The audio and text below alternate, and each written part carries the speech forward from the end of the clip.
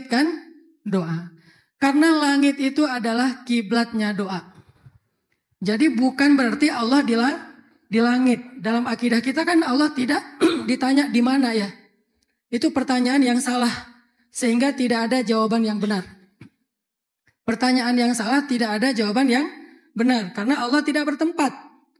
Lalu kenapa ketika kita berdoa kita menghadap atau menengadah ke langit? Kata Syekh Usamah, salah satu ulama tasawuf dari Mesir. Kemarin beliau datang ke kampung saya di Aceh.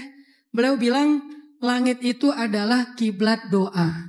Sebagaimana Ka'bah itu adalah kiblat sholat. Bukan berarti Allah adanya di Ka'bah.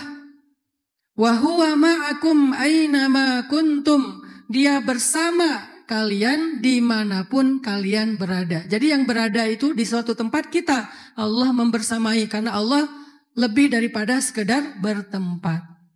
Maka istilah melangitkan doa ini kita coba satukan dulu frekuensi biar tidak jadi kesalahpahaman. Melangitkan doa di sini artinya berharap kepada Allah dalam doa dan mengandalkan doa dalam hidup. Jadi melangitkan doa artinya bisa nggak kita jadikan doa kita sebagai senjata? Bisa nggak kita jadikan doa kita sebagai kartu yang paling penting dalam hidup kita?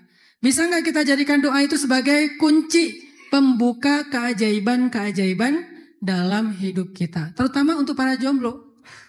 Doa itu penting sekali. Karena banyak hal yang kadang-kadang di luar nalar kita. Keluar dari Masjid Al-Ikhlas, ngelihat seorang cewek, wah ini nih yang saya idam-idamkan. Tipenya saya banget. Nggak perlu pakai filter, asli. Karena yang saya lihat di TikTok itu fake. Kita lihat Masya Allah ini kayak Blackpink ya. Pas ketemu ternyata black on black misalnya. Misalnya. Karena filternya banyak. Filternya banyak. Kalau ini ketemu di depan Masjid Al-Ikhlas, saya ikhlas banget dengan yang ini. Misalnya. Langsung doa depan masjid. Menghadap toilet tapi. Ya Allah, ini calon istri yang paling ideal yang selama ini saya cari. Saya nggak tahu namanya ya Allah. Saya juga nggak tahu akunnya apa. Akun itu bahasa Arabnya apa? Akun itu bahasa Arabnya kunyah. Kunyah itu artinya nama panggilan. Jadi bahasa Indonesia akunyah gitu ya. Cocokologi. Jadi akun itu bahasa Arabnya kunyah. Arti kunyah itu nama panggilan. Nama asli saya adalah pokoknya secret identity. Nama kunyah saya Hanan _ Ini saya salah ngasih nama nih. Saya nyesel sebetulnya pakai nama Hanan Ataki karena itu nama terlalu berat. Karena saya belum bertakwa. Ini gara-gara istri saya ngasih terus udah terlanjur followernya 9 juta kan susah ngerubahnya. Astagfirullah. Jadi mau dirubah nanti takut di unfollow massal kan. Soalnya kemarin udah ada tuh unfollow massal. Gara-gara viral. Tapi Masya Allah walaupun ada yang baper unfollow, mulai sekarang saya akan unfollow Ustadz. Yang follow alhamdulillah lebih banyak. Berkah para ulama. Saya lihat tuh di insight-nya tuh, di apa namanya tuh, datanya, database-nya. Unfollow sekian ribu, yang follow sekian puluh ribu. Kenapa? Karena doanya para ulama. Sehingga kalau kita dekat dengan ulama, la tahzan, nggak usah khawatir. Mendekat dengan ulama itu adalah salah satu bentuk kita tawasul mendekat kepada Allah. Oke, bagaimana cara kita menjadikan doa itu sebagai senjata kita? Gimana cara meraih keajaiban dengan doa? Gimana cara kita membuka hal-hal yang tertutup dalam hidup kita, mentok dengan doa? Sekuat apa sih doa dalam hidup kita? Doa itu teman-teman lebih dahsyat daripada ikhtiar.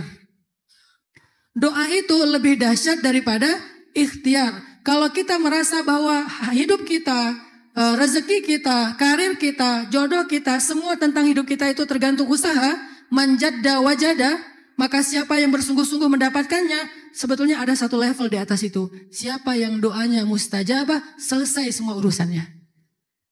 Siapa yang doanya mustajabah, selesai semua urusannya.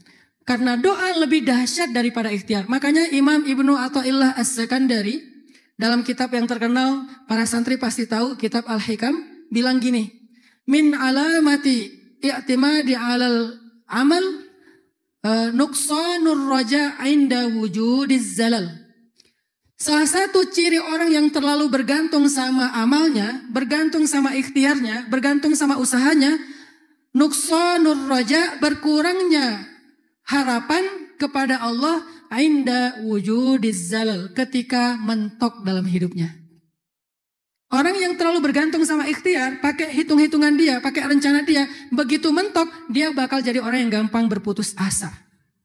Ditolak sekali langsung nyerah. Itu pasti orang gak mengandalkan doa tuh. Karena dia berhitung, kayaknya saya gak good looking. Saya belum punya pekerjaan. Suara saya gak sebagus Aldi Taher. Aldi Taher gitu-gitu ngalahin Coldplay loh. Orang gak bisa beli tiket war Coldplay mending Aldi Taher. Tapi kata saya emang bagus sih, lebih keren daripada Coldplay. Dan saya lebih ngefans Aldi Taher daripada Coldplay. Masya Allah tuh suaranya. Sekarang ada lagi tuh yang perempuannya yang dapat apa tuh? Golden Buzzer tiket. Apa istilahnya? Dari Simon Perez. Simon siapa? Ya Simon lah pokoknya. Dapat tiket, golden tiket. Masya Allah suaranya. Artinya kadang-kadang kita gak pede teman-teman. Saya gak punya modal mau nikah. Saya bukan good looking. Saya bukan orang yang suaranya bagus. Saya gak punya modal finansial. Saya gak punya apapun. Bukan keturunan kiai, bukan Gus, bukan Habib, bukan siapa-siapa. Tapi mau ngelamar seorang cewek yang ningrat. Yang well educated, yang pendidikannya tinggi. Yang sangat good looking. Lebih keren daripada cewek Korea. Cantik-cantik bidadari, bukan sekedar cantik-cantik ala Korea. Kita bukan opa-opa. Terus gimana? Apa yang bisa kita andalkan kalau kita udah gak bisa mengandalkan apa-apa dalam hidup kita? Andalkan Allah. Gak akan menyesal orang yang mengandalkan Allah. Gak akan kecewa orang yang meminta kepada Allah. Gak akan. Itu janji Allah. Kok bisa gak akan? Karena Allah gak pernah menolak doa yang baik. Pasti dikabulkan. Pasti. Wa idza sa'alaka ibadi anni fa inni qarib. Ujib. Tahu gak ujib itu dalam bentuk pronoun, dalam bentuk grammar apa? Kalau bahasa Arabnya fi'lul mudhari. Bahasa Inggrisnya present continuous tense. Artinya kalau dalam bahasa sosmed, typing. Dalam bahasa sosmed, typing, bukan lasin. Tahu nggak bedanya typing sama lasin? Atau online. Online dia baca, tapi dia nggak mau bales. Lasin dia baca, udah gitu ditutup lagi. Kalau typing, baca langsung balas. Itu namanya typing. Kan kita seneng ngechat kalau sama orang yang aktif ya. Kita baru ngirim langsung dia typing. Udah gitu typing, balik gak jadi ngirim misalnya. Ternyata tadi typingnya cuma pencet tapi gak ngetik apa-apa. Gak jadi males. Ujibu dalam analogi sosial media, kalau kita biasa chat, itu tuh artinya typing, langsung respon. Bukan pernah menjawab, bukan saufa yujib, nanti akan dijawab. Bukan ujibu saat ini juga. Berarti langsung typing kalau dalam bahasa kita. Sebegitu responnya Allah kepada orang yang berdoa. Enggak ada delaynya. Manusia sering delay, kita kirim sekarang contreng abu sampai malam. Malam tiba-tiba contreng biru, ternyata gak sengaja pencet. Udah contreng biru, dianggurin sampai beberapa hari, baru dibales. Dibalasnya cuman, ya. Gak ada bahasa-bahasa yang menyenangkan kita nih, ya apa nih? Ya udah tahu atau ya mau nolongin. Artinya kan kita kayak digantung gitu kan sama manusia. Allah gak gitu teman-teman. Allah itu langsung ujibu da'watad da'i idza da'an. Kalau dia minta sesuatu, kalau dia ngechat, langsung typing, langsung dibales, langsung direspon. Ini artinya doa itu sangat bisa diandalkan.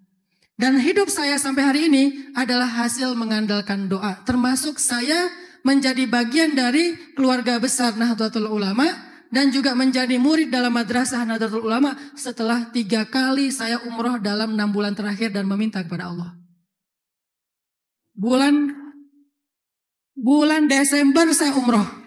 Saya cuma minta 2. Satu minta rushdun, satu minta al-hikni bis-salihin. Ya Allah beri saya petunjuk, ini dakwah anak muda gimana lagi nih? Karena saya udah ada di tahapan kedua. Tahapan pertama udah lewat, masa mengajak anak muda hijrah. Alhamdulillah muncul tren hijrah di seluruh Indonesia. Tahapan yang kedua, ternyata hijrahnya kejauhan. Akhirnya pas balik ke saya malah dibid'ah-bid'ahin. Saking jauhnya ya, Masya Allah. Hijrahnya lewat kita, kitanya malah dianggap sesat. Terus kamu hijrahnya kepada kesesatan dong. Karena hijrahnya lewat saya. Akhirnya rame sama orang tua, rame sama saudara, ribut, live group. Akhirnya bikin grup baru dan seterusnya. Saya ngerasa sedih dengan fenomena ini. Ada tuh beberapa komunitas yang saya bina hanya gara-gara kita berbeda pandangan tentang bab musik. Dulunya dia bareng dengan saya, tapi sekarang dia menganggap musik itu secara totali haram. Saya menganggap mazhab fikih saya musik itu nggak totali haram, tergantung apa musiknya, bagaimana menyanyikannya, bagaimana performnya. Dan saya menghargai pendapat dia. Masalahnya mereka ngerasa kayaknya ini udah nggak layak lagi jadi guru, akhirnya tinggalin, pergi. Ada beberapa program kita mereka tinggalkan, sedih. Kayaknya salah saya. Apa salah saya? Saya nggak ngajarin fikih ke mereka. Selama ini saya membatasi diri tidak mengajarkan fikih karena saya menganggap dakwahnya untuk anak muda yang baru hijrah. Tapi ternyata ada kebutuhan mereka setelah hijrah untuk belajar fikih, belajar akidah. Dan saya fokus aja kepada yang belum hijrah, bawa lagi ke dalam hijrah, bawa lagi ke dalam hijrah. Yang udah hijrah di dalam ini kayak orang mancing ke laut, pas sampai di kolam, saya nggak ngelola kolamnya. Akhirnya ada yang loncat ke kolam ini, ke kolam itu dan seterusnya. Lama-lama warnanya berubah. Saya jadi sedih. Akhirnya saya minta kepada Allah, ya Allah, beri saya petunjuk. Kemana saya akan membawa ikan-ikan ini di kolam yang baik. Sehingga di kolam itu mereka akan dididik, mereka akan dibentuk. Akidahnya, fikihnya, syariahnya, tasawufnya. Bantu saya ya Allah. Karena saya mau tetap fokus mancing di laut. Saya tidak akan ngurus ikan di kolam. Saya fokus saja ke laut. Karena mungkin itu adalah passion saya. Tetap main skate, tetap main surfing, tetap main kuda, tetap hangout, nongkrong di kafe, mengajak teman-teman untuk bareng-bareng belajar Islam walaupun tidak usah terlalu berat-berat. Sesekali aja saya keliling acara-acara sharing seperti ini. Sisanya nongkrong di Bandung, nongkrong di Jakarta, di beberapa tempat bareng dengan teman-teman. Tapi yang udah hijrah, siapa yang akan mendidik mereka? Saya butuh petunjuk dari Allah. 3 kali umroh, puncaknya adalah umroh 10 malam terakhir Ramadan. Rabbi habli hukman wa alhiqni bis-solihin. Ya Allah beri saya hikmah dalam dakwah. Apa itu hikmah? Al-isabah fil qawli wal amal. Tepat dalam ucapan, tepat dalam perbuatan. Wa alhiqni bis-solihin. Pertemukan saya ya Allah dengan orang-orang soleh yang berilmu.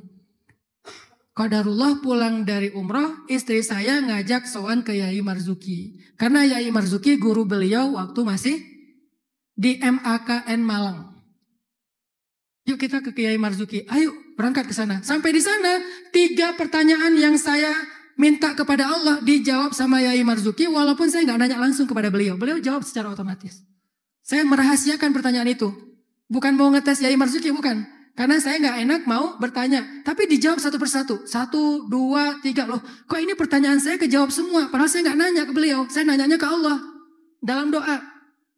Saya minta kepada Allah, ya Allah, bagaimana cara saya membangun pola kaderisasi kepada anak muda yang udah hijrah? Dijawab sama Yai Marzuki. Ya Allah, kenapa dakwahnya Hadratus Syekh Kiai Haji Hashim Asy'ari dan Kiai Ahmad Dahlan dakwahnya sudah bertahan lebih dari 100 tahun. Kok berkah sekali dakwah mereka. Kita bikin grup WA aja seminggu udah bubar. Grup WA doang tuh. Live group, akhirnya bikin grup sebelah. Tapi grup sebelah masih kepo ke grup yang sebelahnya. Di sana ngomongin apa sih? Kita bikin grup aja, sebulan 2 bulan bubar. Mereka bikin semua sebuah jam'iyah, sebuah madrasah, sudah 100 tahun lebih, bukannya berkurang makin bertambah. Kan berarti berkah. Kan berkah itu artinya ziyadatul khair, bertambah kebaikannya. Pondok-pondok Muhammadiyah, pondok-pondok NU, Amaliyah Muhammadiyah, Amaliyah NU, semua pahalanya ngalir kepada para pendiri. Kebayang gak berapa juta orang yang beribadah setiap hari ngalir pahalanya ke Hadratus Syekh dan ke Kiai Haji Ahmad Dahlan. Itu berarti berkah banget tuh dakwahnya.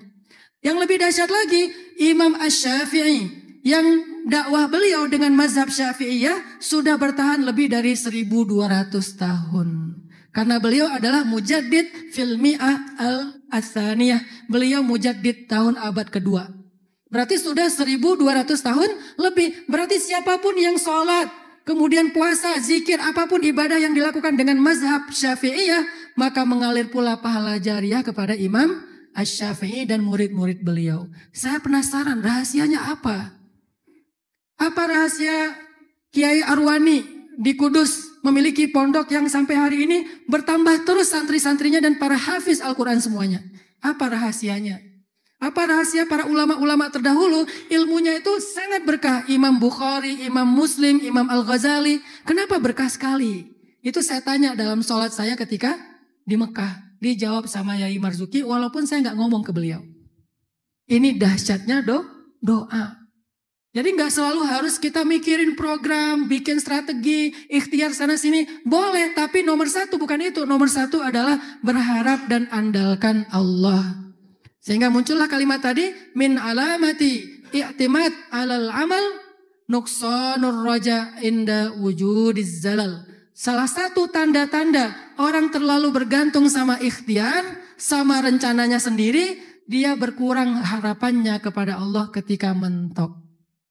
Makanya kalau kita lebih mengandalkan Allah, nggak ada kata mentok, nggak ada kata mustahil, semuanya bisa. Bahkan hidup saya selalu saya andalkan dengan doa, kemudian baru ikhtiar. Bukan ikhtiar dulu baru doa, doa kemudian baru ikhtiar. Dulu ketika masih kuliah di Mesir, kenapa ada orang yang rakyat jelata seperti saya menikah dengan seorang anak kiai? Kalau di Jawa panggilnya apa? Ning ya. Kenapa rakyat jelata seperti saya, anak tukang pangkas, bapak saya tukang pangkas, bukan kiai, bukan siapa-siapa, bisa menikah dengan seorang Ning di Mesir, sama-sama kuliah di Mesir? Apa modal saya? Dalil, lebih jago dia. Harta, saya waktu itu gak punya apa-apa. Penampilan, lebih parah.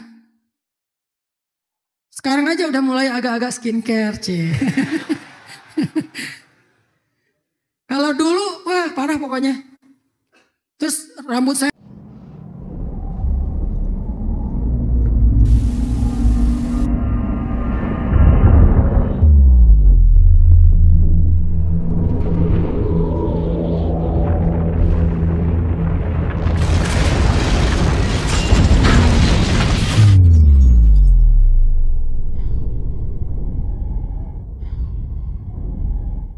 Tuh dipakai gel tuh yang mengeraskan rambut tuh ya. Terus diberdiriin gitu. Saya ketemu dia tuh lagi beli kebab di depan asrama di Mesir, lagi beli kebab, ngelihat ada cewek lagi ngantri beli kebab, kayak Nabi Musa ngelihat perempuan ngantri ngasih minuman, ternak. Terus saya tanya, "Ma khotbuki?" Kalau dulu Nabi Musa nanyanya, "Ma khotbukuma?" Kamu ada masalah apa? Kamu kenapa? Ini mau ngantri beli kebab, ya udah biar aku beliin. Ya. Kok kamu baik banget sih? Alhamdulillah, dilalah dari situ, alhamdulillah jadi. Saya bilang, saya nggak mau pacaran, boleh nggak? Saya serius sama kamu. Serius apa? Serius bayarin kebab. Bukan, itu mah tetap bayar sendiri-sendiri. Cewek kan suka gitu ya, pura-pura nggak ngerti ya. Dia pengen kita tuh sampai apa ya, sampai memohon gitu, cewek banget lah gitu tuh. Makanya kalian jangan gengsian sama cewek. Kalau gengsian ditinggal, udah kalian rendahkan aja diri kalian. Serius apa sih? Ya aku mau serius sama kamu. Kita nikah. Oh ya udah coba saya izin dulu ke orang tua. Saya telepon ibunya di Tuban. Ibu saya dari Aceh, nama saya Fulan. Saya ingin melamar anak ibu. Oh iya, saya gimana anaknya? Oh anaknya mau kok. Saya yang jawab. Orang dia, ibunya nanya ke anaknya, tapi saya yang jawab. Pokoknya maksa aja. Alhamdulillah. Tapi dengan satu masalah baru. Apa? Saya nggak punya modal. Setelah diterima baru saya bilang boleh pinjam gak? Duit $500. Hah? Kok minjam sih? Buat mahar. Ini orang soleha banget, baik banget. Mau nikah, duit mahar dia yang pinjemin. Kenapa? Karena saya gak punya modal. Tapi saya bilang saya mau umroh, mau haji sebagai petugas. Namanya petugas musiman haji, Temus dari Mesir. Nanti kalau pulang haji insya Allah ada rezeki saya ganti. Sampai hari ini alhamdulillah belum saya ganti. Karena udah dikasih lebih dari itu insya Allah ya. Akhirnya berangkatlah Temus. Nikahnya di mana? Nikahnya di Mekah. Istri saya di Mesir. Kok bisa gitu saat LDRan? Mertua saya pengurus Masjid Asmoro Kondi di Palang. Beliau haji waktu itu. Qadarullah busnya nyasar. Pas sampai di Mekah busnya nyasar. Ini kan calon mertua nih, udah save nomor handphonenya dong. Busnya nyasar, pembimbingnya juga bingung, ini kita ada di mana? Satu rombongan nyasar, di antara satu kloter cuma rombongan itu doang yang nyasar. Beliau nelpon saya, anak, wah dipanggil anak. Belum dipanggil Le, belum. Nah, Abah nyasar nih. Oh iya Abah, nggak apa-apa, biar saya cari. Abah di situ aja tenang. Padahal saya nggak ada Sherlock, nggak tahu di mana. Pokoknya Bismillah saya cari, nemu. Saya nemu busnya, pas saya masuk ke dalam bus langsung diumumin sama Abah, ini menantu saya. Wah, sebus itu langsung ngasih selamat. Langsung didoakan. Beres ibadah haji kan nggak boleh nikah dalam keadaan ihram. Beres ibadah haji, maka akad nikah yang langsung dipimpin sama Abah. Dan istri saya cuma nunggu dengan deg-degan di Mesir. Begitu beres, saya terima nikahnya bla bla bla bla. Sah, saya langsung telepon.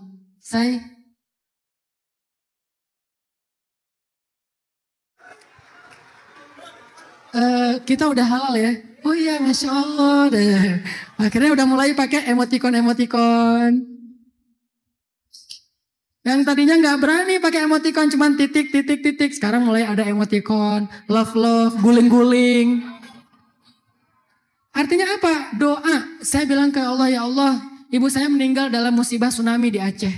Tahun 2004, akhir Desember. Saya menikah awal 2005, Januari. Jadi selang 2 minggu setelah musibah tsunami, Allah memberikan saya keluarga baru dari Jawa. Ibu saya meninggal, kakak saya meninggal, fondasi rumah saya keangkat. Luar biasa. Dalam masa kehilangan, Allah memberikan ganti. Ya Allah, saya nggak tahu mau pulang kemana. Udah lulus tuh. Udah selesai, udah lulus. Saya nggak tahu pulang ke Aceh, pulang kemana. Orang tua saya meninggal. Keluarga besar rata-rata banyak yang meninggal. Kondisi Aceh waktu itu belum recovery sama sekali. Ya Allah, saya mau pulang kemana nih? Akhirnya saya berniat, ya udah sebelum saya kembali ke Indonesia, saya mending nikah dulu. Tapi belum ada calon, karena nggak bisa pacaran. Kenapa nggak bisa pacaran? Soleh Ustaz, bukan, nggak ada yang mau. Saya nggak sesoleh itu juga sih. Tapi alhamdulillahnya nggak ada yang mau. Akhirnya pulanglah ke Tuban. Pulang ke Tuban, di Tuban saya kenal dengan Pak Huda. Pak Huda itu dulu jadi Bupati Tuban. Beliau bilang, Ustaz boleh nggak kita bikin sekolah di sini? Sekolah SD yang agak modern. Akhirnya saya rintislah SD di Tuban yang sekarang menjadi sekolah salah satu yang terbesar di Tuban. Akhirnya istri saya dipanggil untuk ngajar di Bandung. Pindah lagi kita ke Bandung. Di Bandung saya ngelamar kerja, nggak ada yang terima. Ngajar nggak diterima. Kemudian ceramah nggak diterima. Nulis buku nggak ada yang mau nyetak. Akhirnya karena terpaksa nggak ada yang nyetak, saya cetak sendiri. Setelah dicetak ternyata 3.000 habis dalam sebulan.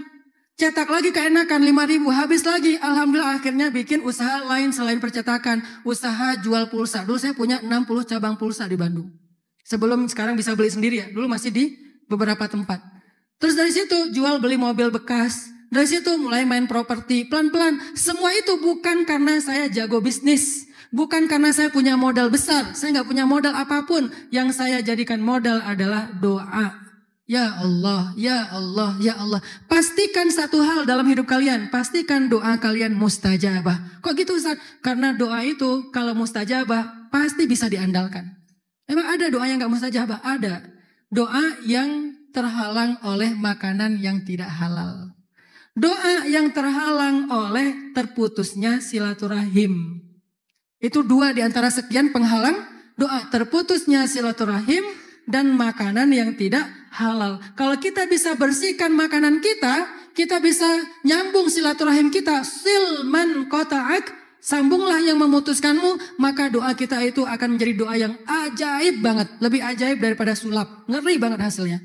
Sampai kita takut berdoa, saking takut dikabulkan. Saya pernah, anak-anak saya itu semuanya hasil doa. Saya berangkat umroh, doa depan Ka'bah, ya Allah beri saya anak pertama yang perempuan kalau boleh. Nanti yang kalau bisa dia orangnya pemalu. Saya kasih nama dia Aisyah. Alhamdulillah istri saya hamil. Kemudian lahir di Tuban anak pertama Aisyah. Pemalu banget. Sampai kalau sekarang tuh dia udah SMA. Saya nanya, Kak kenapa sih kamu pemalu banget? Gak tahu Baba. Pokoknya aku gak mau tampil. Pokoknya aku gak mau. Saya lupa kalau itu doa saya. Saking pemalunya dia nggak suka tampil. Saya doa lagi setelah 2 tahun, ya Allah beri saya anak kedua. Kalau dia perempuan saya kasih nama dia Maryam.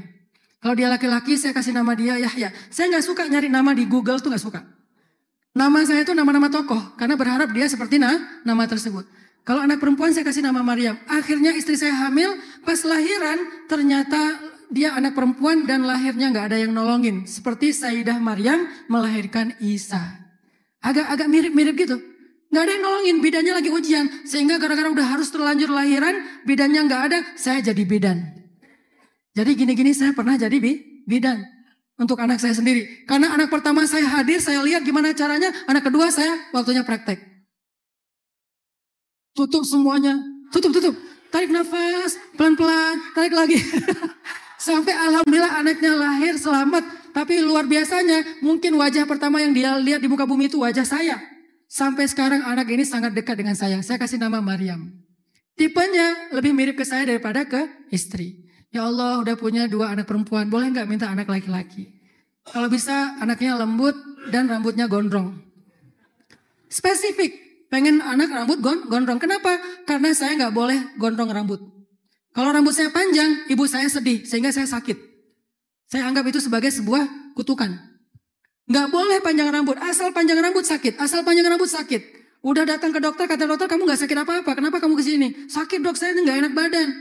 Gigi saya sakit, kepala saya sakit, demam. Ya udah nih kasih misalnya obat pereda nyeri. Gak sembuh. Begitu potong rambut, hitungan detik sembuh.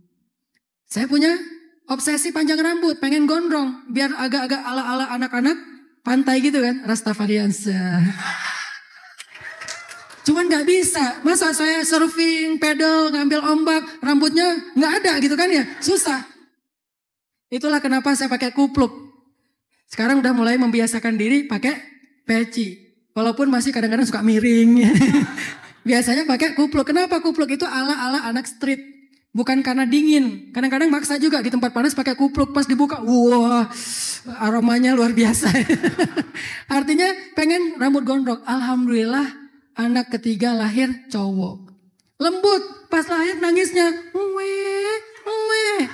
Ini anak nangisnya pakai irama. Akhirnya saya kasih nama Yahya. Yahya Ayyash. Lalu ketika dia rambutnya udah panjang. Masuk sekolah. Sama guru disuruh potong. Saya bilang gak boleh. Tapi di sekolah kita peraturannya rambut gak boleh panjang pak. Kita bikin sekolah.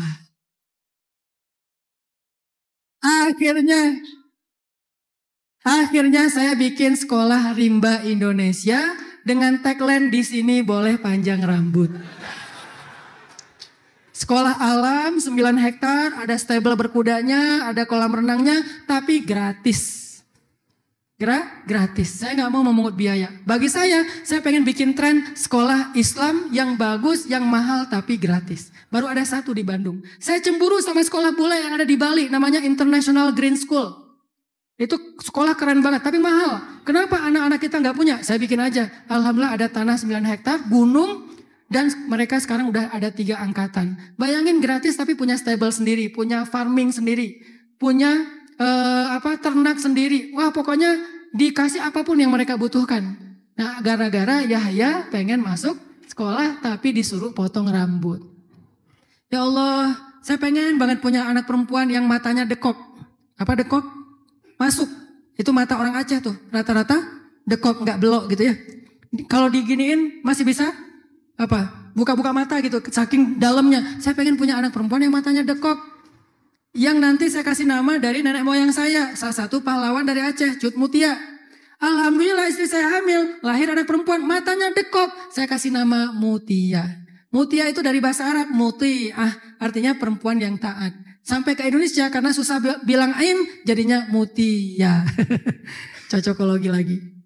Yang terakhir ya Allah, saya pengen punya anak laki-laki tapi pengennya jangan yang gondrong, yang rambutnya kruwel. Yang rambutnya keriting. Dan dia anaknya tuh ini banget, senang tampil, senang action. Kalau dia laki-laki saya kasih nama Ertuğrul Gazi. Karena saya waktu itu lagi senang-senangnya serial Turki, Ertuğrul Osman dan bla bla bla. Saya kasih nama Ertuğrul Gazi. Lahir. Ternyata saya kasih nama Ertuğrul Gazi, benar rambutnya keriting. Senangnya apa coba hobinya? Reog Ponorogo.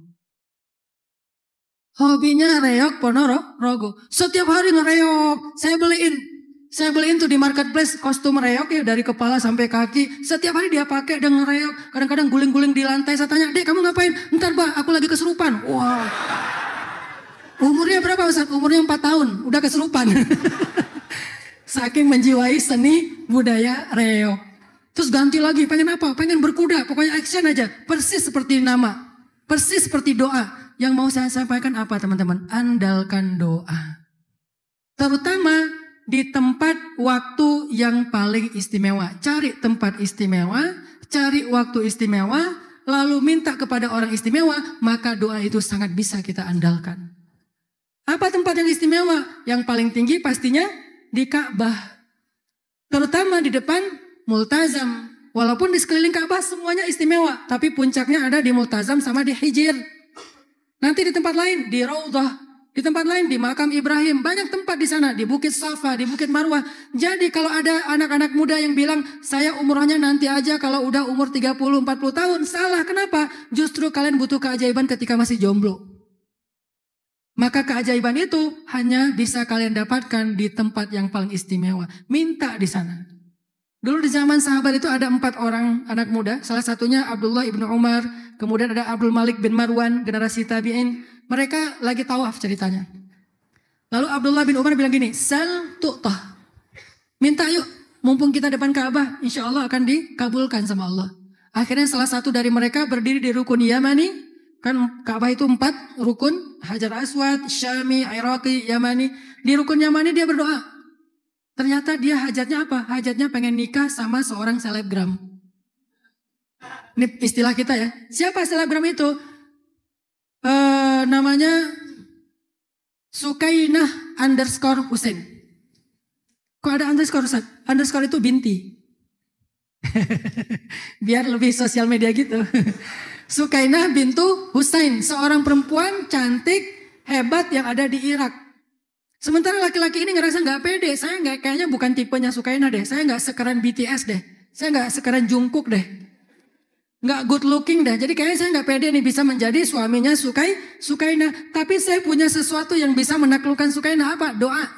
Akhirnya dia berdoa depan rukun Yamani. Dia bilang, "Ya Allah, zawijni. Ya Allah, nikahkan aku dengan Sukainah bintu Husain." Selang setahun kemudian, maka dia pun menikah dengan Sukainah bintu Husain. Walaupun yang mau melamar Sukainah itu sangat banyak, tapi dia memilih orang ini. Keajaiban doa.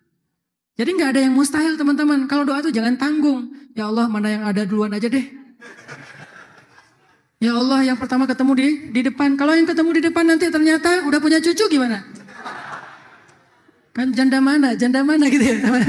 Tapi janda ini udah punya cucu gitu. Makanya kalau doa itu yang tinggi standarnya. Boleh nggak Ustadz menyebut nama? Boleh, ini dalilnya. Ada tabi'in yang menyebut nama Sukainah bintu Husain dalam doanya. Yang nggak boleh menuntut Allah. Berharap boleh, spesifik boleh, nuntut nggak boleh. Apa itu nuntut? Pokoknya kalau nggak itu moh. Kalau bukan itu saya nggak mau. Pokoknya harus itu. Itu namanya sok tahu. Allah lebih tahu tentang kebutuhan kita daripada diri kita sendiri. Tapi berharap boleh. Kalau nggak dikasih persis seperti yang kita minta, la tahzan. Kenapa? Karena biasanya diganti dengan yang lebih baik dari yang kita minta. Makanya kasih standar yang tinggi. Kata yang di atas, akhwat, yang cewek-cewek doa, ya Allah, minimal tinggi badannya 2 meter. Dikasih 4 meter ya, wah, gak bisa naik kendaraan kemana-mana jalan kaki, gak ada mobil yang muat ya. Artinya kasih standar yang tinggi, nanti kalau gak dikasih persis sama Allah, dikasih yang lebih baik. Allah lebih tahu kebutuhan kita, andalkan doa teman-teman. Ada lagi cerita tentang seorang ulama namanya Ibrahim bin Adham. Orang yang selalu mengandalkan doa. Suatu ketika Ibrahim bin Adham lagi naik kapal dan di tengah laut terjadi badai, ombak besar, orang-orang panik, semuanya memanggil, ya Ibrahim, ini gimana nih, sebentar lagi kita tenggelam. Kemudian dengan tenang Ibrahim mengangkat kedua tangannya mengatakan, ya Rabbana, qad araitana qudratak, fa'arina rahmatak. Ya Allah, Engkau telah perlihatkan kepada kami kekuasaanmu, kebesaranmu. Sekarang tampakkan dan perlihatkan kepada kami kasih sayangmu. Tiba-tiba badai itu reda, ombak itu tenang, dan mereka selamat. Itu dahsyatnya doa. Ustaz, kenapa doa saya nggak bisa gitu? Periksa makanan kita. Atib mat'amak ya Sa'ad, kata Nabi kepada Sa'ad bin Abi Waqqas. Periksa makanan kita.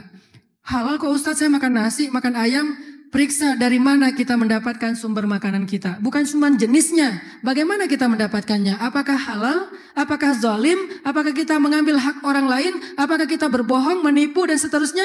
Periksa makanan kita. Karena resiko dari makanan yang gak halal adalah tertolaknya doa. Padahal doa itu kunci hidup kita. Jangan gadaikan doa hanya untuk makanan yang mengenyangkan sesaat. Buat yang pernah keluar negeri atau yang suka keluar negeri, pergi ke Singapura atau pergi ke Bali misalnya, hati-hati dengan makanan, cari usaha agak ikhtiar dikit, bersungguh-sungguh, sabar.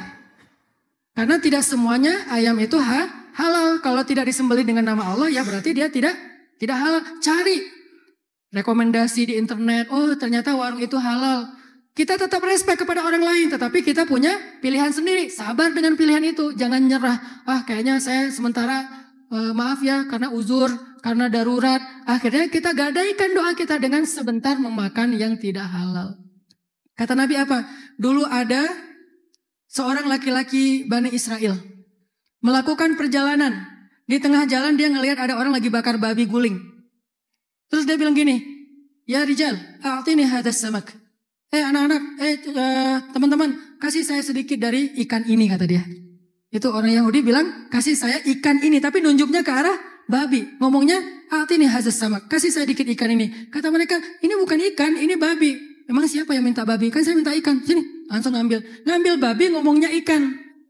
Apa maksudnya? Inilah contoh orang yang mencari-cari alasan dalam agama yang dalam fikih disebut hilah. Makanya belajar fikih itu harus diimbangi dengan belajar tasawuf. Ilmu Islam itu 3. Ilmu akidah, ilmu syariah atau fikih, dan ilmu tasawuf atau ihsan.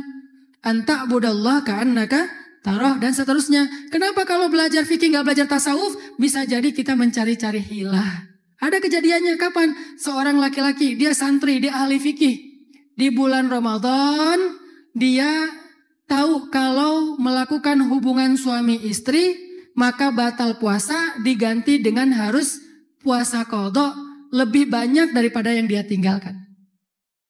Akhirnya karena dia tahu konsekuensinya qadhanya banyak, akhirnya dia batalkan puasa di siang hari dengan makan dan minum, di mana qadhanya cuma 1 hari. Setelah dia makan dan minum, baru dia menghubungi istrinya, berhubungan dengan istrinya. Ketika ditanya, kenapa kamu melakukan ini di siang Ramadan? Enggak, saya enggak batal karena ini, saya batalnya karena makan dan minum. Tetap dosa tapi qadhanya ringan. Kalau hubungan suami istri udah dosa, qadhanya berat. Itulah hilah, mencari-cari alasan kalau kita ahli fikih tapi tidak belajar tasawuf. Kalau belajar tasawuf, dia merasakan gak enak sama Allah, seperti Allah melihat dia atau dia melihat Allah. Banyak ilmu ma'rifah yang perlu dipelajari. Makanya laki-laki ini bilangnya, "A'tini hazas samak, kasih saya ikan ini," tapi ngambilnya babi. Habis makan babi, 1 paket dengan minum khamar. Dalam keadaan mabuk, kenyang, dia lanjutkan perjalanan. Di tengah jalan karena dia lagi teler, lagi mabuk, jatuh dari ontanya. Ontanya pergi meninggalkan dia. Pas dia sadar, dia telah kehilangan ontanya di tengah padang pasir. Dia cari seharian onta itu, gak ketemu. Sampai kemudian dia minta kepada Allah, "Ya Allah, berikan saya pertolongan, beri saya jalan, kembalikan onta saya ya Allah." Dia berdoa. Nabi kemudian mengkomentari cerita ini dengan kalimat, "Ma'kaluhu haram, mashrabuhu haram, wa ghudhiya bil haram, fa anna yustajabu lidzalik," kata Nabi.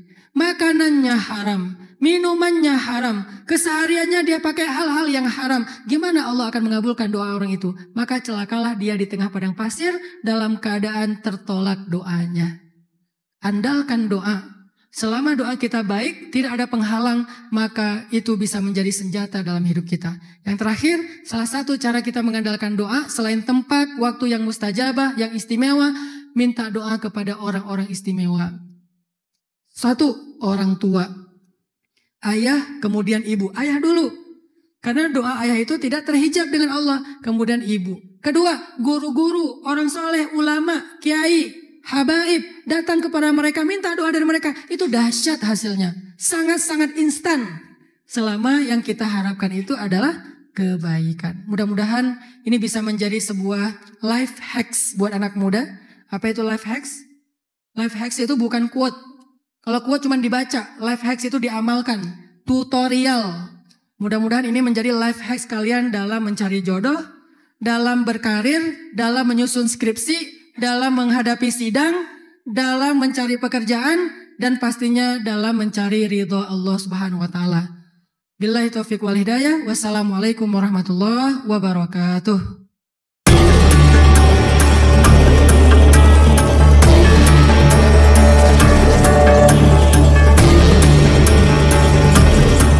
Ceramah Ustaz Hanan Attaqi menjelaskan tentang makna dan pentingnya doa dalam kehidupan seorang muslim. Ia mengungkapkan bahwa ketika kita berdoa, kita bukan hanya menghadap ke langit atau Ka'bah, tetapi mengandalkan Allah sebagai pemilik segala kuasa. Langit sebagai kiblat doa, sebagaimana Ka'bah sebagai kiblat salat, tidak mengindikasikan bahwa Allah berada di langit atau di Ka'bah, melainkan sebagai simbol untuk mengingatkan kita bahwa Allah senantiasa bersama kita dimanapun berada. Doa, menurut Ustaz Hanan, merupakan senjata yang sangat kuat, bahkan lebih dahsyat daripada usaha dan ikhtiar kita sendiri. Doa dapat membuka pintu keajaiban dan meraih hal-hal yang tidak bisa dicapai dengan cara lain. Dalam ceramah ini, Ustaz Hanan juga memberikan contoh nyata tentang pentingnya mengandalkan doa dalam setiap aspek kehidupan, termasuk dalam mencari jodoh.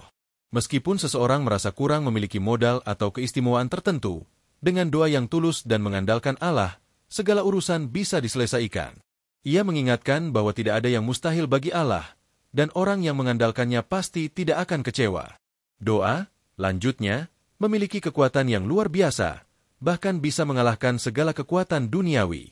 Seperti yang disebutkan oleh Imam Ibnu Athailah dalam kitabnya, orang yang bergantung pada doa akan merasa harapannya semakin kuat, sementara orang yang bergantung pada usaha semata akan mudah putus asa ketika menghadapi kesulitan. Ceramah ini juga mengisahkan pengalaman pribadi Ustaz Hanan Attaqi dalam perjalanan dakwahnya. Setelah melakukan umrah dan berdoa dengan tulus, ia mendapatkan petunjuk dari Allah untuk terus berfokus pada dakwah kepada anak muda. Meski menghadapi banyak rintangan dan perbedaan pandangan dalam komunitas dakwah, ia tetap berkomitmen untuk terus melibatkan diri dalam kegiatan dakwah, meski dalam konteks yang lebih ringan dan tidak terlalu berat. Dengan mengandalkan doa, ia merasakan keajaiban dan hikmah dalam perjalanan hidupnya, termasuk mendapatkan jawaban atas pertanyaan-pertanyaan penting dalam hidupnya melalui petunjuk yang diberikan oleh Allah.